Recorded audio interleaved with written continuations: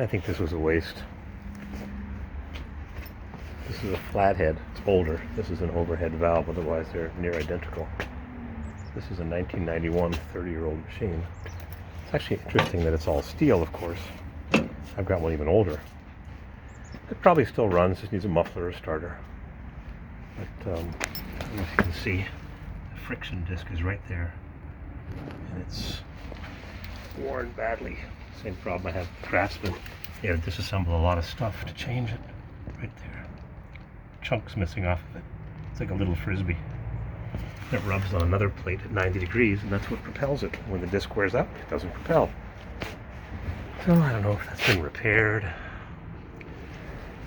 Looks like metal in the oil. This doesn't look right. Metallic, maybe. Imminent engine failure. They usually run forever, but maybe forever's not forever. Plus they're rusty. They've been sitting outside, both of them. They're big, beautiful machines, but they've been used. There's a bearing there that my machine wore out. It took off the axle and I welded a plate of steel in. It's supposed to be a bronze bushing, but whatever. These don't look worn there. That's the driving. And